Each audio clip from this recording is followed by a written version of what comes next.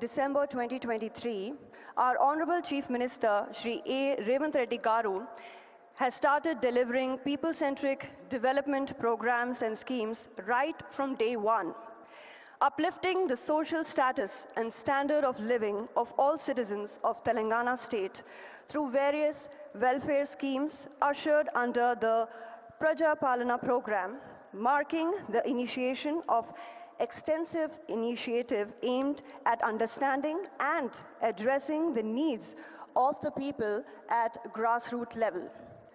All the programs and initiatives are being led by our Honorable Chief Minister of Telangana, Shri Rahul Gandhi, along with cabinet colleagues under the guidance and mentorship of Shri Rahul Gandhi ji, Shri Mallikarjun Kharge ji, and all senior leadership of Congress Party. I now request our Honorable Chief Minister, Shri Rahul Gandhi to please address the gathering.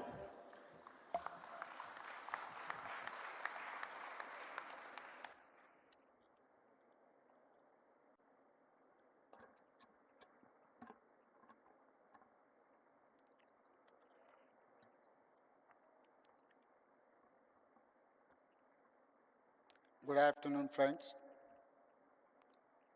It is an honor to speak at the Bharat Summit. Leaders, intellectuals, change makers, and activists from different countries, I welcome you to the state of Telangana and its vibrant capital, Hyderabad. Telangana has a rich history, tradition, culture, and heritage. We were part of state called Andhra Pradesh and fought for many decades for separate state. The leadership for education came from students, trade union workers, farmers, and women. It's because of their fight we got separate state. However, for 10 years, dreams and aspirations of people were not fulfilled. They were deeply disappointed. When Congress government got elected, expectations were high. Our government has simple mantra: fulfill dreams of every section of society, especially students and youth, farmers, women, and oppressed castes. We have launched some of the biggest welfare schemes in the history of India. On August 15, 2024, we paid rupees 20,617 crore to 25,50,000 farmers totally debt-free. On India's Independence Day, farmers of Telangana found free from debt. This is biggest loan waiver in India for any state. Farmers in my state get 24/7 free power. We gave a crop input subsidy named by Rait Bharosa of rupees 12,000 per year per acre of land. An annual support of rupees 12,000 per family is given to landless labor with Narega cards. Together, we give over rupees 20,000 crore annually to agriculture sector, farmers with land and landless labor combined. We are able to do justice to agriculture and farmers and the farming ecosystem. Farmers are seen agitating for minimum support price. In my state, in many states, in Telangana, we give minimum support price and additional paddy crop bonus of rupees 500 per quintal. Telangana farmers are making profits after we introduced bonus scheme. Farmers also benefit from both farmers insurance and crop insurance.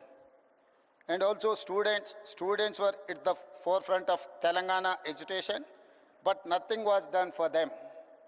Their education or employment opportunities. Many youth pass out from college with a certificate, but no skills. For such youth, we started the Young India Skills University. There were no government job recruitment or notifications. When we took charge in the first year, we could fill over 60,000 jobs in government. We now launched Raju Yuva Vikasam to fund startup dreams, covering 5 lakh youth. The Congress party has a history of understanding what people need to different times and make policies to address those needs. Pandit Jawaharlal Nehru, first Prime Minister of India, focused on irrigation and education. Srimati Indira Gandhi focused on removing poverty through programs for roti, kapda or makan. The next 3 Congress Prime Ministers, Mr. Rajiv Gandhi, P.V. Narasimha Rao and Manmohan Singh focused on modernization, development and global technology revolutions like telecom and software. It is they who made it possible today for India to be 5th largest economy in the world. Our top priority is education, health and employment opportunities. We attended investment summits in Davos, USA, South Korea, Japan and Singapore. We got over 2.5 lakh crores investment to create jobs for youth in private sector. Telangana is a state where women are treated with equality and respect as part of our culture. Our women have led the struggle for separate state as strongly as our men. For my government, women, farmers and youth are most important stakeholders. We have amazing women entrepreneurs in my state. They are organized into self-help groups. It has 67 lakh members. We want to make 10 million women business successes. We want to see them grow into millionaires. We have made these women owners of solar power plants, electric RTC buses, petrol bunks, and gave them shops in premium retail outlets. Today, they are earning more money than ever before. Today, our power distribution companies have signed deals with women solar power companies to buy 1,000 megawatt solar power. Women own 600 buses competing with corporate transport firms. Our women entrepreneurs are competing with Adani, Ambani and big corporates in running these solar plants, EV buses and have shops in the highest street retail at Shilparamam. In fact, we have scheduled a visit to this amazing facility where they are making products and displaying and selling them to world market. You will see their faces, happy and proud because they own businesses next to top global companies like Microsoft, Google, HCL, Infosys, etc. House is a matter of pride, dignity and identity for every family. We want to make every woman in my state a house owner. As part of India Indirama Illu scheme, in first year we have given 22,000 crore to 4,50,000 families to build their own houses. Today, women have free public transport in RTC buses across the state. So far in 15 months, we have spent 5,000 crore on the free bus scheme for women. Women look after entire family, so we ensure best free rides through rations. Free domestic electricity and rupees 500 per gas cylinder. For our government, education and healthcare are top priorities. The Rajiv Arogyasri is one of the best universal healthcare support schemes, where treatment of up to 10 lakh is paid by government. We give financial assistance to citizens for healthcare through CM Relief Fund. In 1 year, we have given 1,000 crores so far. Water is our lifeline of civilization. We are regenerating River Musi, 55 kilometers long, cleaning a polluted river and bringing it back to life. We are doing it for the future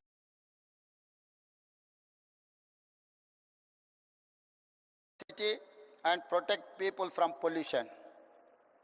We have studied river and waterfront development in many cities, including River Hudson in New York, Thames in London, Sumida in Tokyo.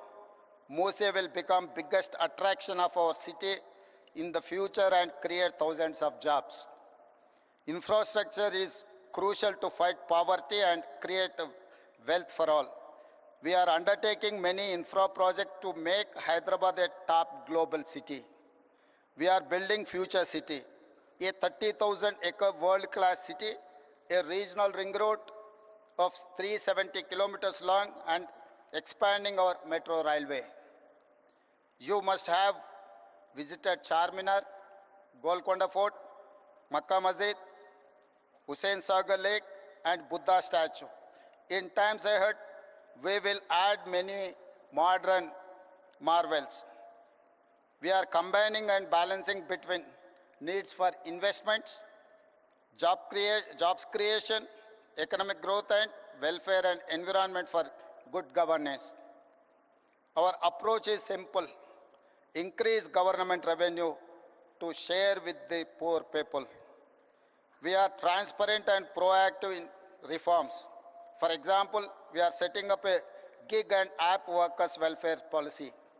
We have shared draft policy in public for feedback and suggestions.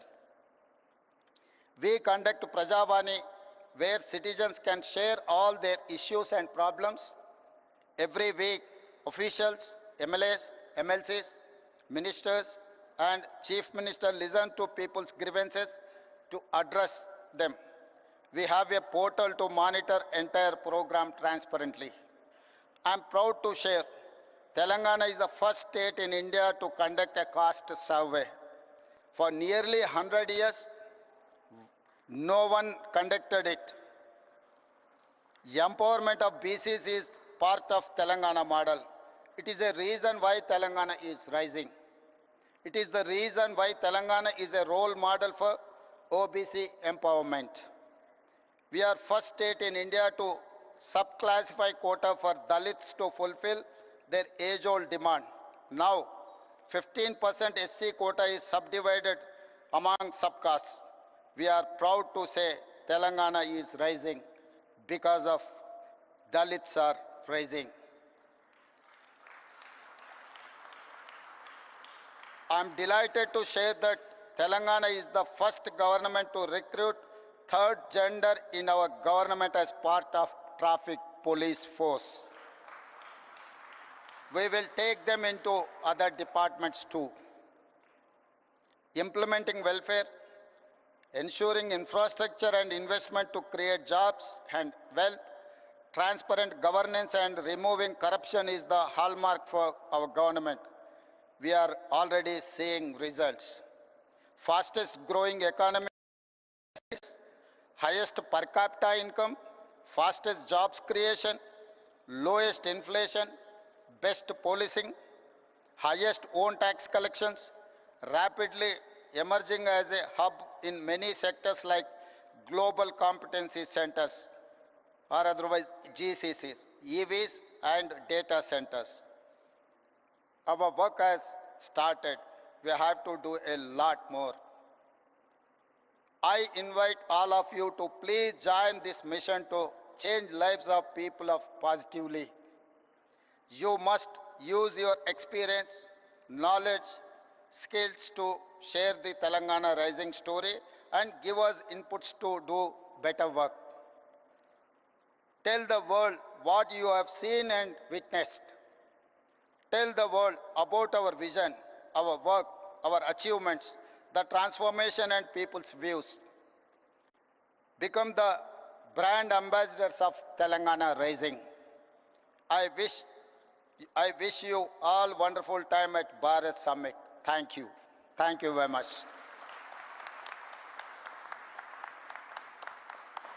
Thank you so much, our Honorable Chief Minister. Thank you for the motivating and inspiring words. And as a Telangana citizen, I am proud that my state is hosting the world's biggest gathering of visionaries, of progressives.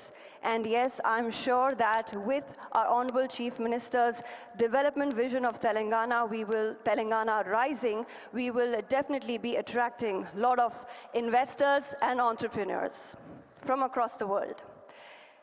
Ladies and gentlemen, as I mentioned earlier, the theme of Bharat Summit 2025 is delivering global justice, which amplifies our leader of the opposition, our beloved leader, Shri Rahul Gandhi ji's vision of Nyay. So I now request Shri Rahul Gandhi ji to please address the August gathering.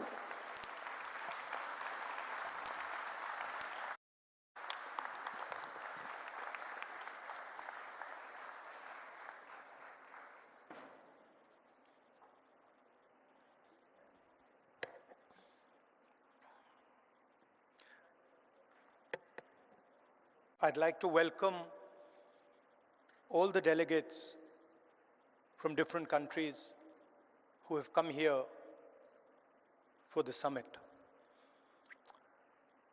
I'd also like to begin by thanking you for standing in solidarity with us against what happened in Kashmir a few days ago. I apologize.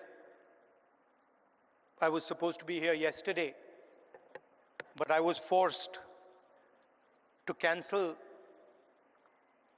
my visit here yesterday because I had to go to Kashmir and meet some of the injured people. I'd also like to thank Revant Reddy ji and the Telangana government for hosting this wonderful summit.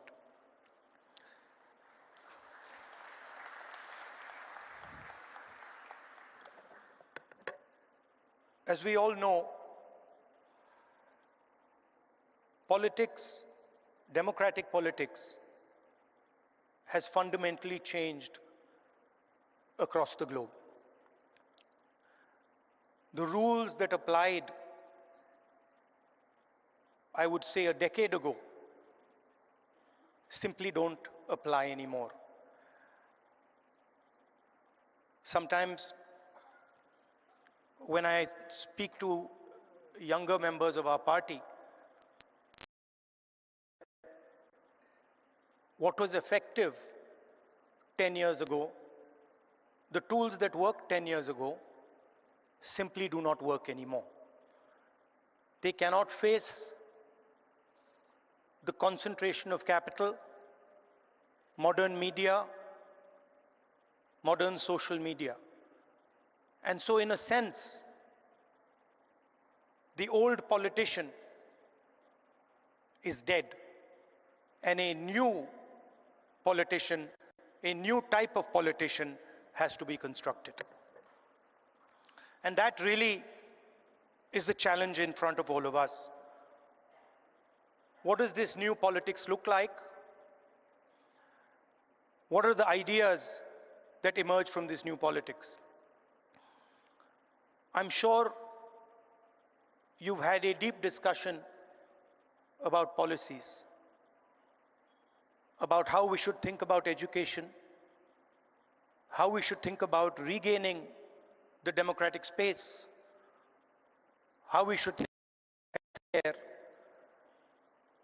And each one of us has a particular view on that. So I'm not going to delve too much into the policy positions. I'm going to talk about what I think is the correct lens with which to approach our politics. Some years ago, we in the Congress party felt completely trapped in this new politics, aggressive politics, a politics where the opposition is not talked to, but the idea is to crush the opposition. And we found that all our avenues were compromised. The media, the general atmosphere did not allow us to operate the way we would like. And so we reached back into our history and we decided to walk from Kanyakumari, which is one of the southernmost parts of our country, all the way to Kashmir, where I was yesterday. And I'd like to tell you a little bit about what I and some of my colleagues discovered on that journey. It's not a small walk, 4,000 kilometers. And I don't think we understood quite what we had taken on when we began it. But once we began, there was no way backwards. So we just carried on walking right to the end. And I essentially learned two things from that walk. Our opposition across the world has a monopoly on anger, fear, and hatred. And there's no way that we are ever going to be able to compete with them on anger, fear, and hatred. They are going to outdo us, outmaneuver us, and beat us every single time when it comes to fear, anger, and hatred. So the question is, where and how do we operate? Where are the spaces where we have the advantage? Where are the spaces from which we can build a counter narrative? So the walk started in Kanyakumari, and slowly as it progressed, more and more people started to join this walk. And within 10-15 days, walk would start at 6 in the morning, and we would have thousands and thousands and thousands of people walking with us, pushing us, people trying to come in. And it was something to see. My job was walking and listening to people. And the one rule we had was that anybody, regardless of who he is, who she is, should be able to come to the center of where we were walking and have a conversation with me or the other leaders there. And so we followed this rule rigorously. As we walked, we talked and walked and talked and walked. I suddenly found that it became harder and harder to speak. As politicians, we are trained to do this. We are trained to come on stage and talk. We are trained to tell people what we think. We are trained to think about the future. But while I was walking, the number of people who were coming to me made that impossible. And so I started to listen. And I realized, halfway through that walk, I realized that actually I had never ever listened before. And in fact, I didn't know how to listen. I knew how to speak, I knew how to think, but I didn't actually know how to listen to people. What do I mean by that? Whenever somebody was speaking to me, I would have a conversation going on in my mind. I would be listening, and at the same time, I would be talking. Relatively quickly into the yatra, the talking completely stopped. And all I was doing was listening to the people who were coming next to me. And I discovered that there is a completely different way of communicating with people, a much more powerful way of communicating. And that way involves me or us becoming completely silent and listening deeply to exactly what it is they're trying to say. I'll give you an example. The one that really struck me. We were walking. It was early morning. It was still dark. And this woman came running towards me. And she held my hand. And the moment she held my hand, I felt fear in her hand. I didn't say anything. And I asked her, what's happened? And then she started. And she said to me, I've come here to walk, but I have to go back. I have to go back quickly. I said, why? She said, because my husband is beating me. My husband is thrashing me, and I have come here to this yatra. And then I said to her, I said, what do you want me to do? And she looked at me, she says, I don't want you to do anything. I just want you to know that this is happening to me. And the moment she said that, her hand completely relaxed. And I realized that it was as important for her to be heard, for me to understand and us to understand exactly what it was that she was going through. That was as important as any action we could take. And in 1 second, she transmitted to me what millions and millions of women go through in their homes. So our opposition really does not know how to listen. Because they already have all the answers. They know exactly what is supposed to be done. And this is completely flawed because it is the people who know what has to be done. And if there is one thing that we have failed at with all the social media and all the modern communication methods, it is that we have, as politicians, failed to deeply listen to what our people are trying to tell us. This is the space where we can really operate, because our opponents have completely vacated this space. They're not there. They don't exist there. The second thing I learned, even more powerful than listening properly, on the yatra, it suddenly struck me, something struck me, that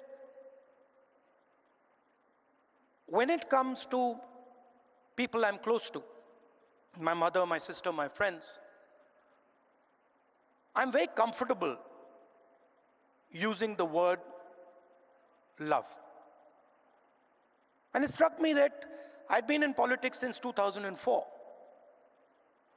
And I never ever used or expressed love to anybody. So I was saying to people that I want to help you. I was working hard to help people, but I was not expressing the reason I was working. And so on the yatra, I started to do so. Little girl came up to me running, and she said, "Uncle, I love you." And I'm like, that's interesting. Why have I never said this before? Why have I never used this narrative that is the central narrative and the reason for what I do? And so I started. I would listen, And then I would use the frame of love and affection, and I would tell people that, you know, I love you very much. And something quite amazing started to happen. Till the yatra, I never used the frame of love, and nobody else used the frame of love. So I didn't have people coming up to me and saying, I love you. And since I started using the frame of love, since I started saying to people these sort of uncomfortable words, that listen, I love you and that's why I do what I do, that's why I work, suddenly they started to respond. And today, in public meetings, on the street, people will stop me and say, we love you, I love you. And the powerful thing about that is it starts the conversation at a place from where it's very, very easy to operate. Often we think that we are going to connect to people indirectly through policy, through the future. We'll help you with your children's education. We'll help you with finance. And there's a place for that. But there is also a way to connect directly to the persons present. Directly saying to them that the reason I'm standing here and the reason I'm doing what I do is because I have affection, love and affection for you. And it has completely changed my politics. It has made my life so much easier. It has made my ability to connect with people so much easier, I cannot tell you. On the yatra, we got a slogan. The slogan in Hindi is Nafrat ke bazaar mein mohabbat ki dukaan, which people who understand Hindi will translate. But what it basically means is that in a marketplace of hatred, you are opening a shop of love. Now, this slogan became very, very powerful in India.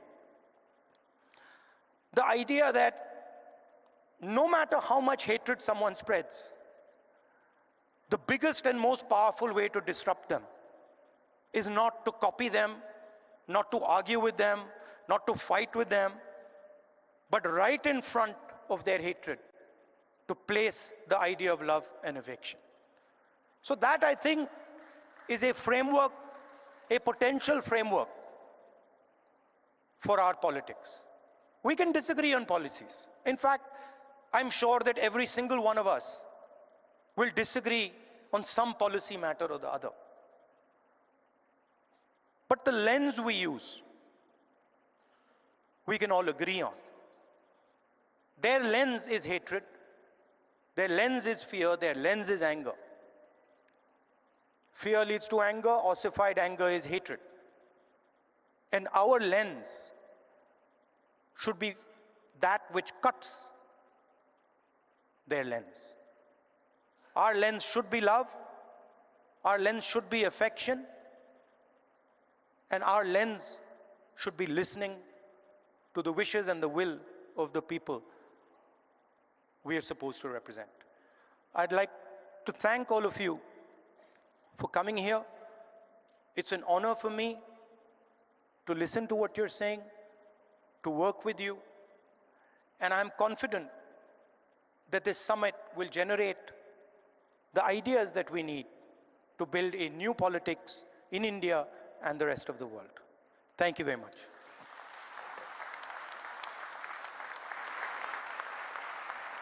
Thank you so much, Shri Rahul Gandhi ji, ladies and gentlemen. Always motivating and inspiring us. And through this Bharat Summit, our leaders Srimati Sonia Gandhi ji, Shri Rahul Gandhi ji, and Shri Mallikarjun Kharge ji, we hope to start, and we have, I should say, already started a global progressive movement where we want to show that Swaraj, Ahimsa, Satya, and Aparigraha are the only way to create a just and liberal world order. Ladies and gentlemen, we now will be watching a solidarity video message from Mr. Wayne Swan from Australia. So can we have the AV, please?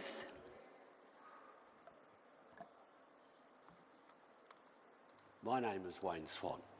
I'm the President of the Australian Labor Party, and I wish you all a very, very successful conference. As Social Democrats, we all believe in the power of public policy to change people's lives forever.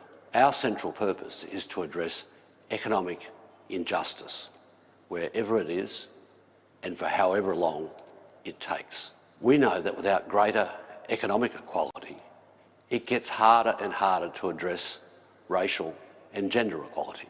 In an era of hyper-individualism and the power of oligarchs, it gets harder and harder for us to secure economic equality.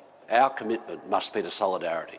We need to recognise that each of us have a stake in each other's success. To win the battle of ideas, we need a dedicated party organisation. Party activism has never been more important, particularly with the rise of fascism and the power of oligarchs in countries like the United States. Around the world, democracy is in decline.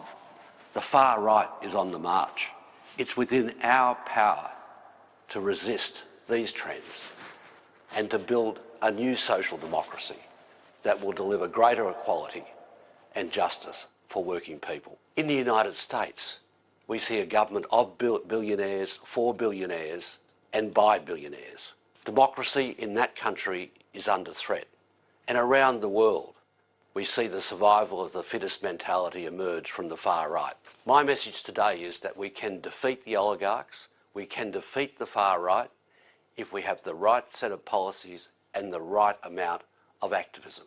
There is no substitute for a dedicated party organisation and a policy platform that appeals to working people.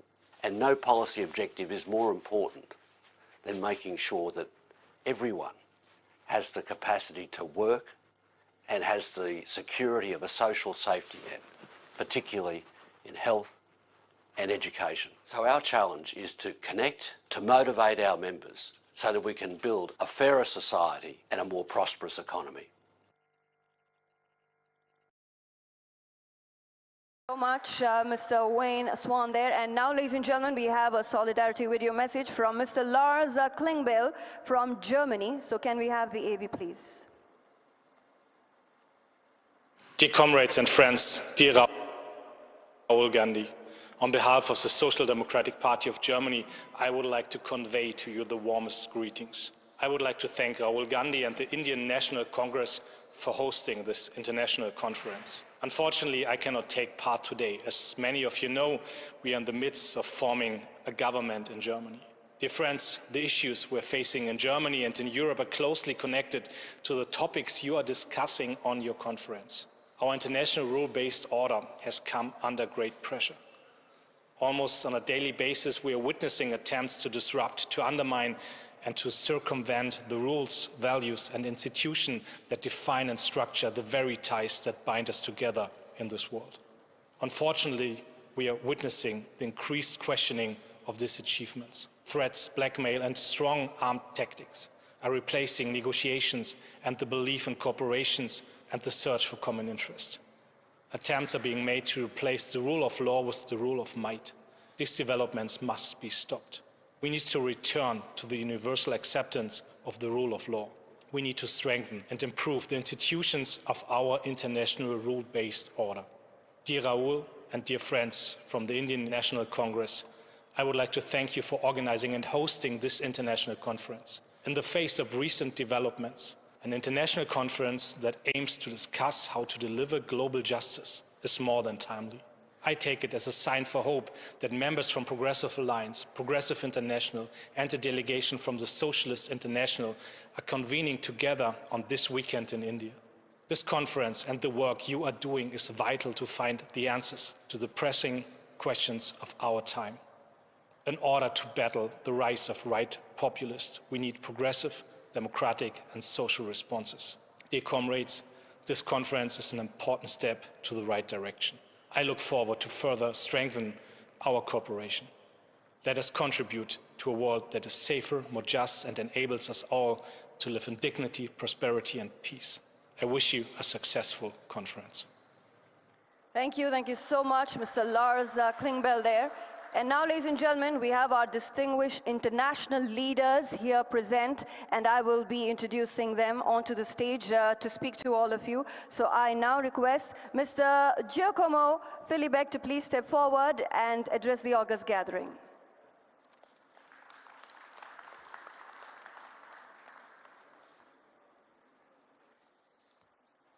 Namaste. Leader of the Opposition, Rahul Gandhi, Chief Minister, members of the Indian National Congress, members of the Progressive Alliance, fellow progressives. Before I begin, allow me to express on behalf of the Party of European Socialists our heartfelt condolences for the tragic loss of life in the Kashmir region. The grief of the families, the pain of communities must not go unnoticed. We stand in solidarity with all those affected and reaffirm our belief that peace and human lives must never be sacrificed for political gains. As we speak now, in these very hours, in my hometown, in Rome, the funerals of the Holy Father, Pope Francis, are taking place. More than 140 heads of governments are coming in Rome to pay respect to the late Pope Francis. However, I doubt that all of them have understood or shared his main message about human dignity in this planet. We talk about global justice here. The message of Pope Francis is that there cannot be peace, there cannot be human dignity, there cannot be solidarity without justice. And we hope that his legacy and his ideas will resonate, especially in all those attending the funeral today. In today's complex political landscape, we must carefully evaluate the spectrum of governmental actions, identifying those that align with democratic processes and denounce those that dangerously deviate from them. As you all know, because you are all involved in politics, there are political decisions taken by our adversaries in government which we can disagree with, and yet we can understand them. Some of their policies may be damaging, and yet we know where they come from. Some of their moves and tactics would be seen as despicable, and we would challenge them, demanding corrections. And yet, we could consider them a tolerable part of the alternance of power dynamic in functioning democracies. But then, there are some policies, some decisions, some actions, some narratives that are beyond our understanding, that are destroying the very fabric of our democratic societies, and that are beyond the human logic. In these very days, and in the recent years, we have witnessed a multiplication of those actions in many corners of many regions of our planet. Our task is to call those actions by their names, as criminal as they are. If we fail to denounce those actions, we will be accomplice in normalizing practice that prevent from the start any attempt of achieving social justice. Few examples. Can there be social justice in Turkey if academics, journalists, politicians are in prisons, where political plurality, a key component of democracy, is under attack, as it has been shown in the case of the arrest of Saladin Demirtas, the leaders of the Kurdish minority in 2016, or the very recent arrest of Imamoglu, the mayor of Istanbul, who was set to be the real challenger of Erdogan and the winner of that competition. Can there be social justice under those conditions? Can there be social justice in Serbia, where corruption practices have caused the death of normal citizens on their way to work and school, and where after months of impressive and massive protest, the government of Vučić refuses to take responsibility for their actions and their wrongdoing? Can there be social justice in Ukraine? If your country is invaded, civilians are killed indiscriminately, women raped, and kids kidnapped. Could there have been social justice in the Philippines, where under Duterte, thousands and thousands of human beings have been killed with the extrajudicial killings for their presumed alleged war on drugs? Can there be social justice in Argentina, with Milei right-wing libertarian and ultranationalist government increasing inequality and poverty in the country? Can there be social justice in the African Central Republic or in Zimbabwe, where both governments are muzzling the opposition? Can there be social justice in Tunisia with Sayed, when political opponents are incarcerated and political plurality is under attack? Can there be social justice in Nicaragua under Ortega's regime, when reforms of the constitution are tailor-made for the presidential marriage? And can there be social justice in the Middle East, where the entire population of Gaza is risking to be annihilated? Don't get me wrong here. We denounced the 7th of October terrorist attack as the most inhuman one we have seen in that region. And yet, you cannot respond with an equally inhuman strategy, attacking and targeting women, children, elderly, without discrimination. This is not what we expect from a democracy. And to conclude, even if the list is long, can there be social justice in the United States, where Trump systematically undermines democratic institutions by challenging the independence of federal agencies and free media? What was once considered a global model of democratic governments has devolved in a troubling narrative of institutional erosion and democratic backsliding. Comrades, as I said, this list can be longer than that, but we don't have enough time at disposal.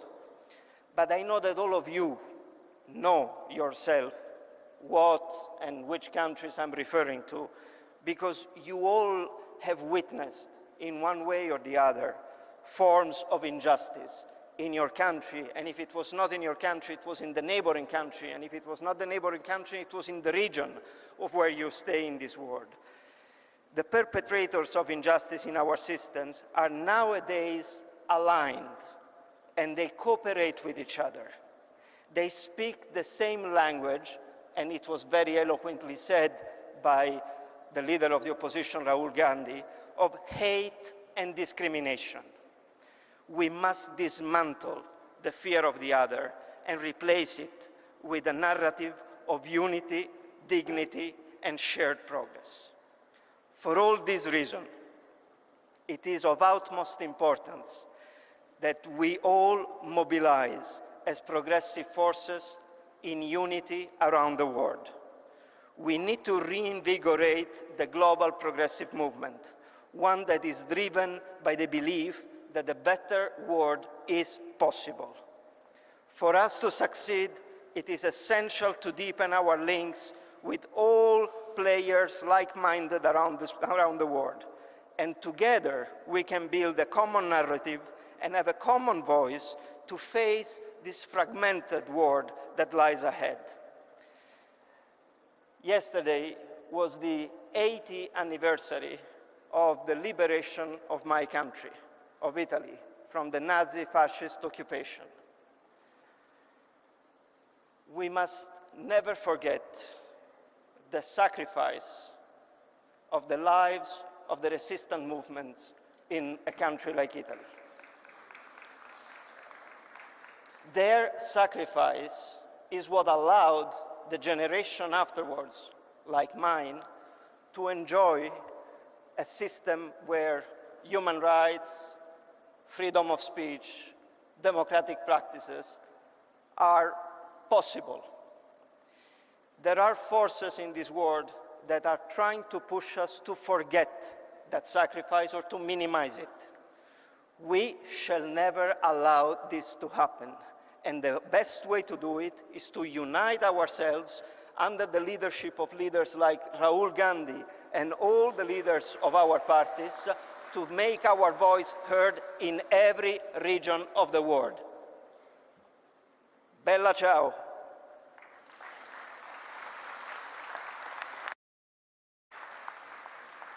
Thank you so much. Giacomo Filibeck, ladies and gentlemen. Mr. Giacomo Filibeck is the Secretary General, Party of European Socialists. And yes, moving forward to our next distinguished international leaders here on stage, I request all of you to kindly please limit your speech to 2 minutes maximum because we are running short on time. I now request, yes, Mr. Bert Koenders to please step forward. Mr. Bert Koenders, former Foreign Minister, to address the gathering.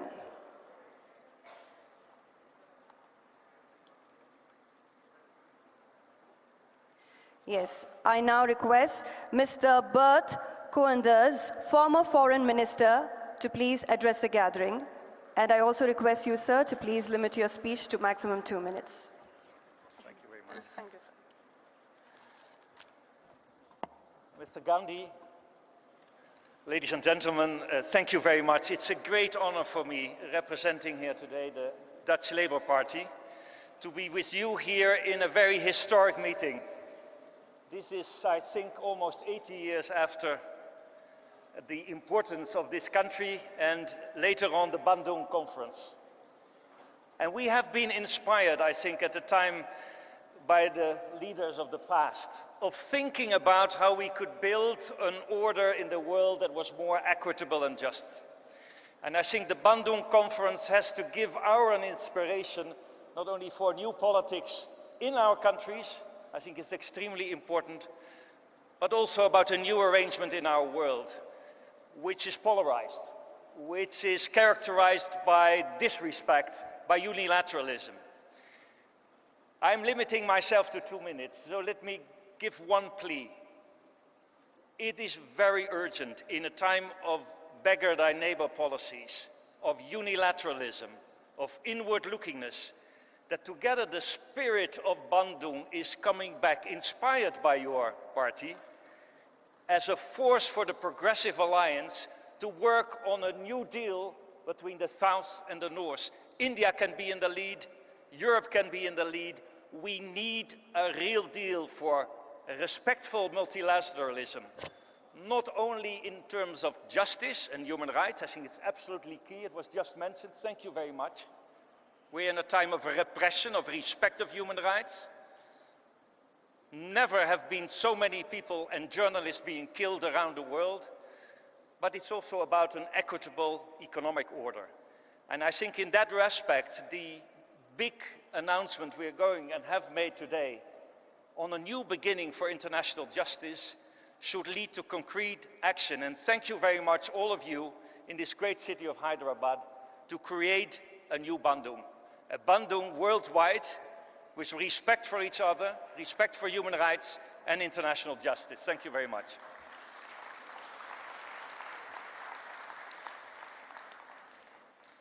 Thank you so much, sir, and appreciate it for keeping it short. I now request Ms. Monica Fain, President Socialist, to please step forward and address the gathering.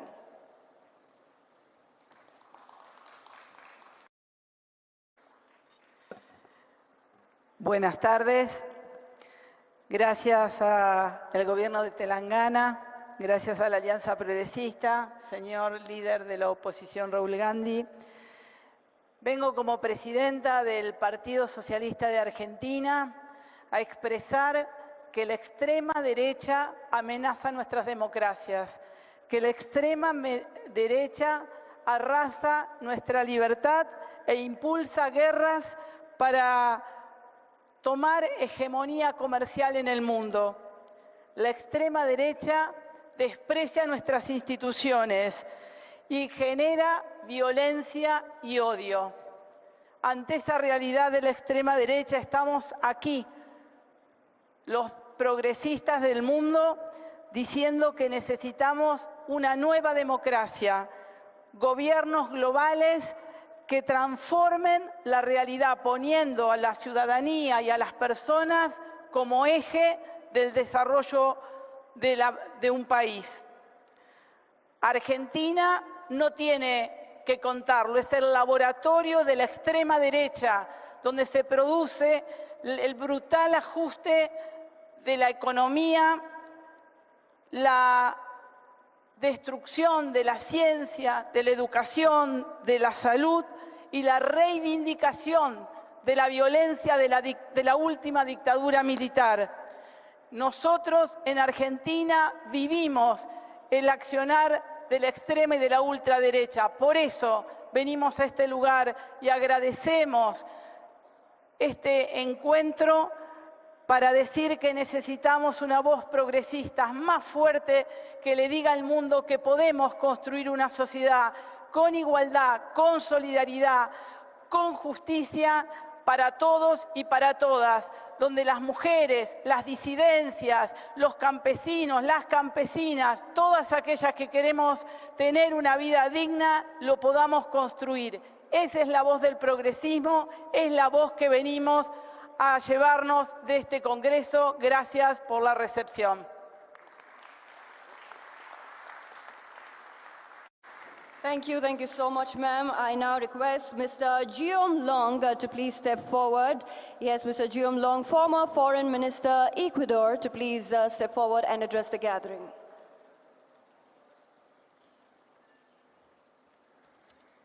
Thank you very much. I'd like to thank the government of Telangana for its very generous invitation, thank the Congress Party for hosting us, and thank the Progressive International. Thank you, Varsha, for bringing such a great delegation of 12 countries. It's a real honor for us to be here. And of course, I'd like to express my heartfelt condolences to the people of India, my sincere solidarity for the terrible, tragic attack that occurred this week in Kashmir.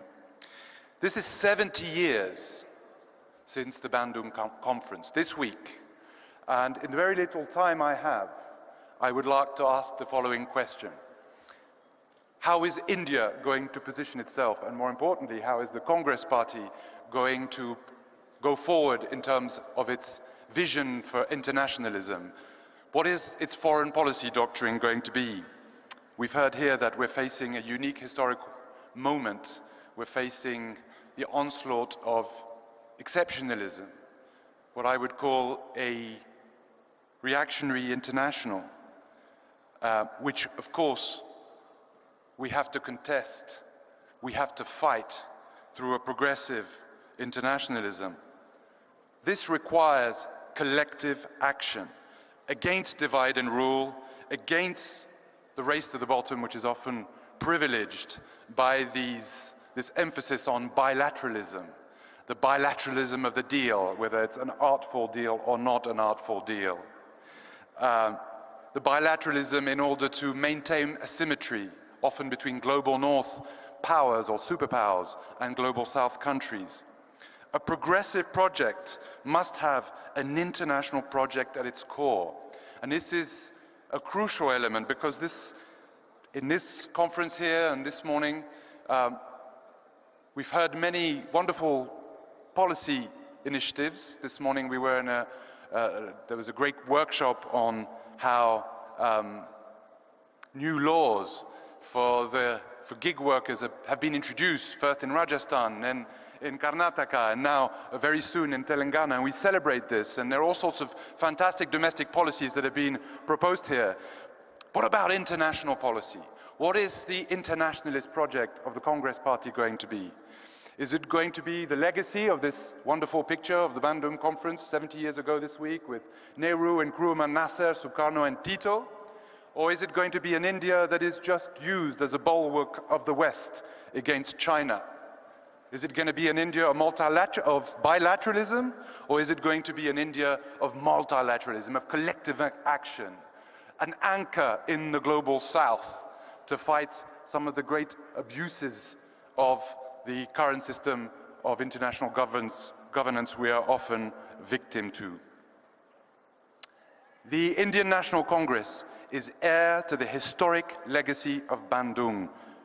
In Latin America and in the global south, it is this legacy from this party we most admire. It is this legacy from this party that I teach my students. What is it going to be? A Congress party from the global south? A Congress party seeking to harness collective action? A Congress party going back to its non-aligned roots? We heartily hope so in Latin America and the global south, and we encourage you all to follow this path. We need a genuine, not a vacuous, not a tokenistic, commitment to the struggle for the democratization of the international system that serves the needs, the interests, the rights of the world's majority. The Congress Party is called to play this role. Thank you very much.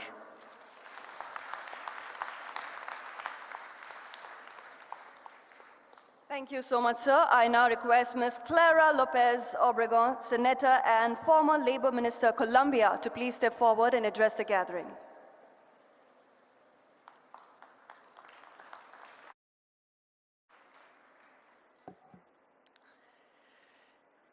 Colleagues from the progressive forces of the world over, Mr. Rahul Gandhi, your words with that meaningful lesson of replacing or confronting the new politics of hate with the politics of love is the right way forward.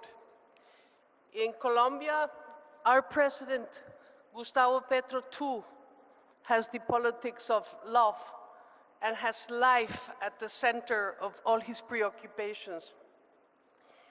In the spirit of Bandung and as members of the Global South, we must once more decide not to be for or against any great power, but rather in favor of world peace, democratic values, human rights, global justice, and equitable development. May the Bharat Summit signify the unity of all progressive forces with the common goal of social justice in a world that once more faces the East-West divide and the challenges of intolerance, terrorism, and genocide, which we wholeheartedly condemn and express our solidarity for the happenings recently that have affected India and the world over.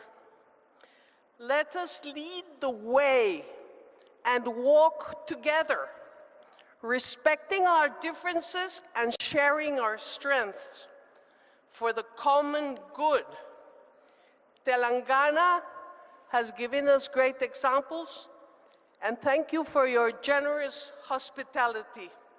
Thank you all.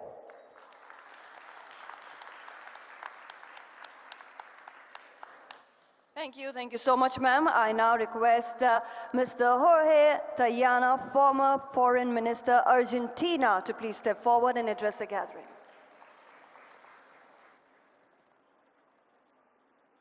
Thank you to the authorities of Telangana. Thank you, Rahul Gandhi, to be here for your address and for support this initiative, and to all the people that are here. Of course, we support and we are very sorry for the attack the other day. I invoke the Bandung spirit because it's very, in a sense, embody peace, non-violence, non-discrimination, and a commitment to development rooted in respecting each nation's sovereignty. We stand before a world in transition, where the relationship between nation states is being fundamentally changed. The tension stems from their gradual erosion driven by technological revolution and compounded by productive, financial, communicative, and cultural globalization. A world that demands coordinated global efforts to address its greatest challenges, from the climate crisis to persistent poverty and worsening inequality. Today, concentration of power and wealth explain disparities within countries and between nations. Argentina, my country, now suffers a regression across economic, social, and democratic spheres, manifesting the current administration policy agenda. The trajectory fundamentally contradicts the prerequisite for equitable development, demonstrating how right-wing ascendancy foreclosed pathway to justice. Consider the case of Dr. Cristina Fernández de Kirchner, former two-term president and current chair of the Justicialist Party, a party with 3 million affiliates in our country, who faced politically motivated legal harassment. The narrow aim is her electoral disqualification. The wider goal is to discredit all the opposition. Such tactics seek to intimidate a leader who dares to defend Argentine people's welfare. And this is a clear message. Our problem is not only the authoritarian presidents that go with the far right.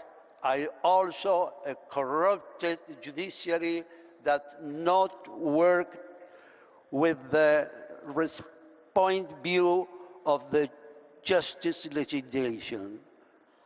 Judiciary branch is a serious problem in our country.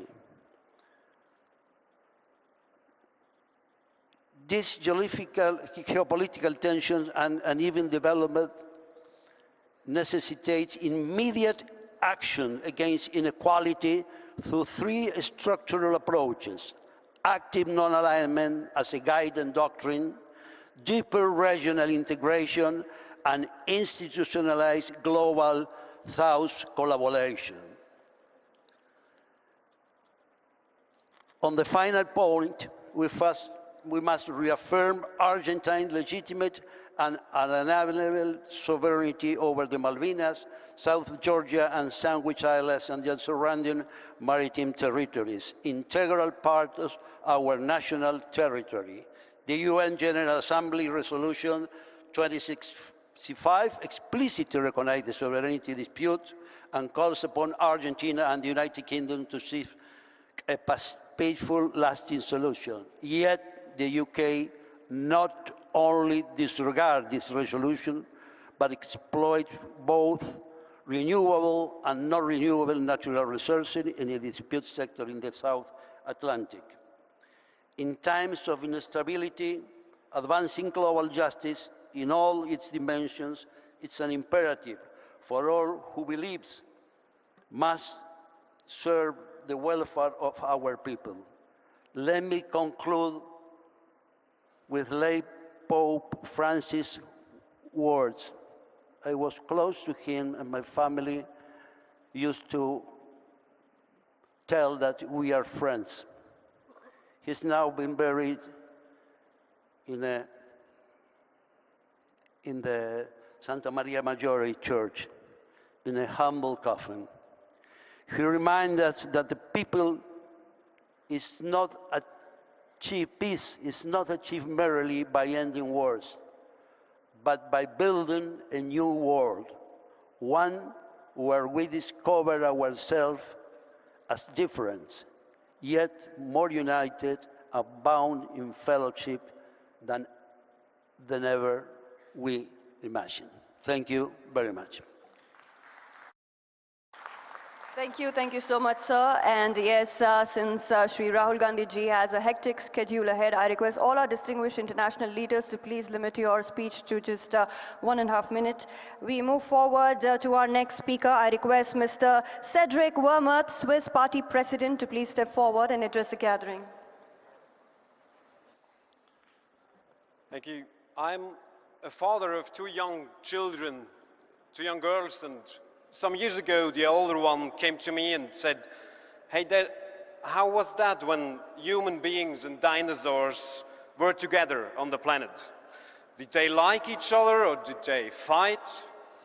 And I tried to explain to her that dinosaurs had died before the human race came to Earth, and that nobody, no human is old enough to have ever seen actual living dinosaur. And then she turned her head and looked at me skeptically and said, "Not even you?" And that was the moment when I understood that the world had changed. And although there are only 30 years between her and me, I'm 39 years old, it's true. The politics I inherited, and we heard it from all the colleagues before, is a politics of an age that has gone long before us. And I think it's extremely important that we are precise on pointing on what's happening on the global stage these days and weeks and years. Yes, it has become fashionable in Western Europe to analyze the situation through the idea of the new polycrisis of neoliberalism. The truth is the crisis has always been there, but for the global South. The global North has just not seen it and has exported its problems to the global South. This time, the crisis is coming back. And it is coming back under the disguise of these very dangerous clowns, which Mr. Trump is the most dangerous probably for world politics. And I'd like to be very precise. I'm still on the 30. I have the right to be a bit more outspoken than other ones in this room. I think we have to be very precise. There is a new coalition of a neo-fascist project and of class war by global billionaires who try to exploit nature and human beings even more than before, or as the ITUT points it out, a coup against democracy and everything we have been fighting for in the last 50 or 70 years. And there are two things I want to stress for the progressive movement. First of all, I think we should have been that who questioned the neoliberal global order. And we didn't. So it is high time to do it now. Because we cannot become the bearers and the defenders of the status quo. We must be the ones who go further for dignity, liberty, truth, justice and equality for everyone. And I think also on this point, it is time for Europe, for the global North, for Switzerland, my country, to learn from the global South. And to learn from what the leader of the INC just said, Rahul Gandhi, to turn to that politics of listening to people. So maybe we could start at a progressive international, progressive alliance, this global, not only Indian, but global yatra, would be a little bit more like 40,000 kilometers, but 4,000 kilometers, but listening to the people of the world and taking up that struggle for more justice and trying to create a real common political ground that has dignity and love in its core. We are ready to do it. The world has only us to defend it. Please be with us. Go to action. We need global progressive politics. Thank you everyone for doing that every day. Thank you so much. We move forward. I now request Mr. Martin Ziguele, former Prime Minister, Central African Republic, to please step forward and address the gathering.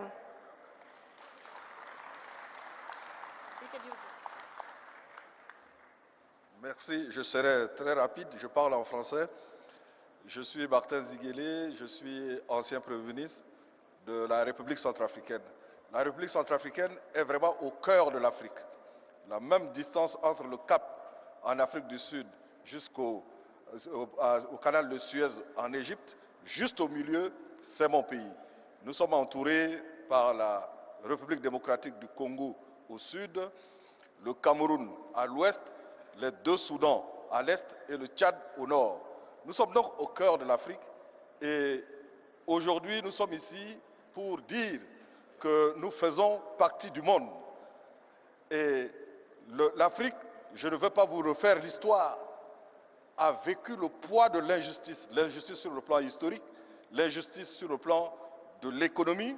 Et ceux qui sont de ma génération se rappellent que grâce à l'Inde, grâce à Bandung, à la conférence de Bandung, à la conférence de non-alliés, où celui qui représentait l'Afrique, c'était Gamal Abdel Nasser, nous avons été donc vaccinés par le vaccin de la lutte pour la liberté et pour la justice. Mais il faut se souvenir que la lutte pour la liberté et la justice est une quête perpétuelle, elle n'est jamais achevée. C'est en Afrique aujourd'hui que nous avons encore des pays où il y a des coups d'État militaires. Il y a seulement 2 ans, 4 pays dont nos camarades étaient les dirigeants, présidents démocratiquement élus, ont été successivement renversés par des coups d'État militaires. Cela s'est passé en Guinée, au Mali, au Niger et au Burkina Faso. Et aujourd'hui, un de nos camarades progressistes a été renversé en juillet 2023 et au moment où je vous parle, il est détenu avec son épouse au sous-sol de la propre présidence où il était président de la République. C'est au Niger et c'est notre camarade Mohamed Bazoum. Donc en Afrique, nous vivons l'injustice, nous avons besoin de solidarité, pas pour venir se substituer à nous, mais comme disait notre camarade Rahul Gandhi, il faut nous écouter, même si on ne nous aime pas, mais il faut au moins nous écouter pour nous soutenir dans cette lutte que nous menons. Je vous remercie.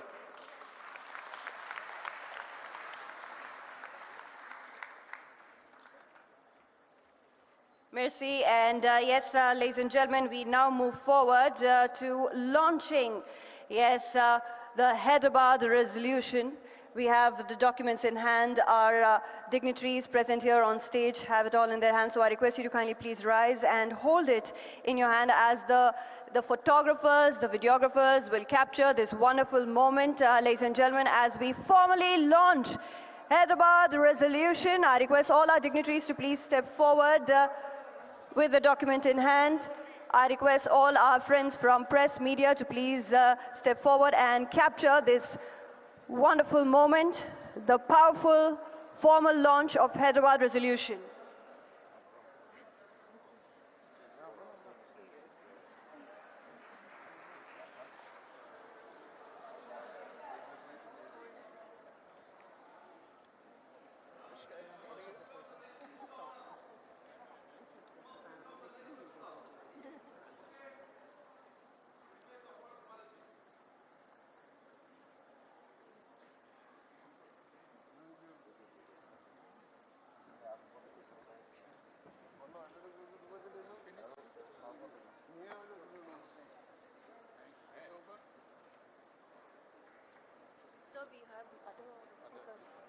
Yes, my dear friends, I request you to please be seated as we have our other distinguished international leaders still to talk to us. I now request His Excellency Hipólito Mejia to please step forward. His Excellency Hipólito Mejia, former President, Dominican Republic. I request you, sir, to please step forward and address the gathering. And yes, ladies and gentlemen, we still have many speakers on, and we'll also be looking forward to the vote of thanks. Thank you. Yes, ladies and gentlemen, request you to please be seated. Please be seated. We have our distinguished speakers. Yes, my dear friends, ladies, please settle down, be seated. We have our distinguished speakers who will be talking to us. We have 5 more international leaders speaking to us. And we also will be witnessing the closing remarks by TPCC President Shri Mahesh Garu. So I request you to please remain seated. Yes, ladies and gentlemen, dignitaries, delegates, I request you to please remain seated. We are continuing with our international leaders delivering their speeches. And we also have the closing remarks to be said by TPCC President, Shri Mahesh Garu. So I request you to please remain seated. I request His Excellency Hipólito Mejia, former President, Dominican Republic, to kindly please address the gathering.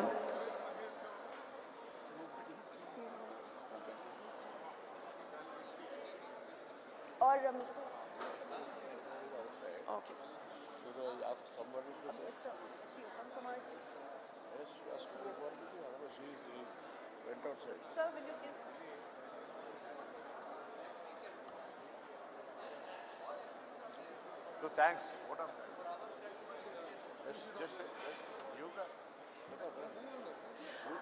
Yes, I now request our Minister, Shri Uttam Kumar Reddy Garu, to kindly please propose the vote of thanks.